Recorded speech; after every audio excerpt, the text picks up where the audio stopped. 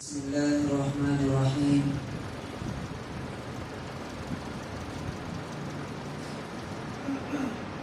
قال الله تعالى: وما أمروا إلا ليعبدوا الله مخلصين له الدين حنفاء ويقيموا الصلاة ويؤتوا الزكاة وذلك دين القيمة.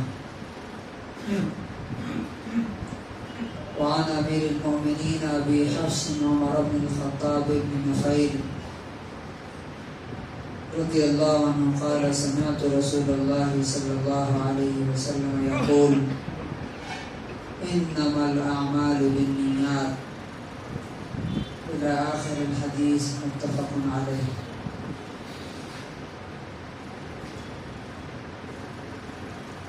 اخلاص اور ہر کام کے اندر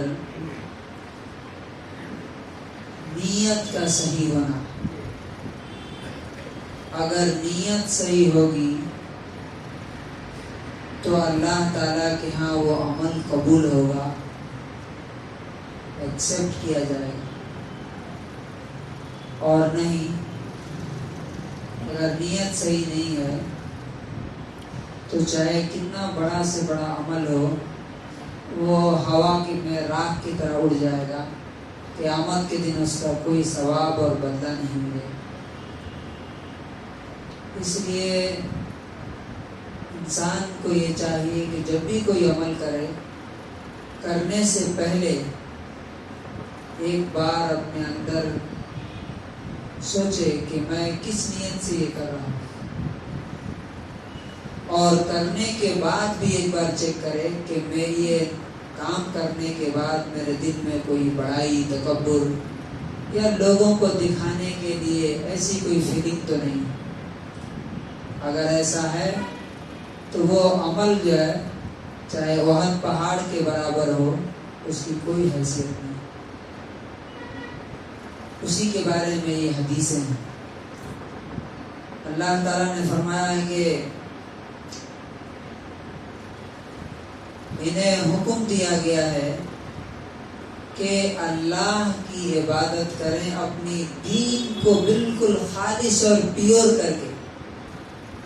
عبادت اسی کے لیے، نماز قائم کریں اور زکوٰۃ دیں، اور یہی سیدھا دین ہے. دوسری جگہ اللہ تعالیٰ نے فرمایا کہ لَن يَنَالَ اللَّهَ لُحُومُهَا وَلَا دِمَاؤُهَا وَلَٰكِن يَنَالُهُ التَّقْوَىٰ مِنكُمْ، کہ اللہ تعالیٰ کے پاس جانور کا گوشت اور خون نہیں پہنچتا. اللہ تعالیٰ گوشت کھاتا نہیں ہے تو کچھ بھی نہیں کھاتا، اس کے پاس گوشت کیسے پہنچے گا؟ اس کے پاس کیا پہنچتا ہے؟ تمہارے دل کی کیفیت، کنڈیشن، کس جذبے سے تم نے اسے قربان کیا. اور اللہ تعالیٰ نے بھی فرمایا قُلْ إِن تُخْفُوا مَا فِي صُدُورِكُمْ أَوْ تُبْدُوهُ يَعْلَمُهُ اللَّهُ. آپ کہہ دیجئے کہ تمہارے دل میں جو کچھ ہے اسے تم اوپن کرو، ظاہر کرو یا چھپا کے رکھو، اللہ تعالیٰ اسے جانتا ہے. اب یہ حدیث میں نبی صلی اللہ علیہ وسلم نے فرمایا کہ انما الاعمال بالنیات، جو بھی کام آپ کرتے ہیں اس کا بیس جو ہے وہ نیت ہے. مثال کے طور پہ ہم نماز پڑھنے آئے ہیں تو اگر یہ کہ ٹھیک ہے ہر دن پڑھتے ہیں، چلیے آج بھی پڑھ لیتے ہیں، تو اس کا ثواب نہیں ملے گا. اور اگر اس نیت سے آئیں کہ نہیں اللہ کا حکم ہے تو اس کا ثواب ملے گا. وَإِنَّمَا لِكُلِّ امْرِئٍ مَّا نَوَىٰ، اور ہر انسان کو صرف وہی ملے گا جس کی وہ نیت کرتا ہے. اگر نیت ہے اللہ کی خوشنودی کی تو اللہ کی خوشی ملے گی، نیکی ملے گی. تو اللہ کے رسول صلی اللہ علیہ وسلم نے مثال دے کے بتایا کہ ہجرت کتنی بڑی عبادت ہے. اپنا گاؤں، شہر، ملک چھوڑ کے دوسری جگہ چلے جانا، اس کو ہجرت بولتے ہیں. لیکن اللہ کے رسول صلی اللہ علیہ وسلم فرماتے ہیں کہ فمن کانت ہجرتہ الی اللہ ورسولہ فہجرتہ الی اللہ ورسولہ، جس کی ہجرت اللہ اور اس کے رسول کے لیے ہوگی اسی کو اس کا ثواب ملے گا۔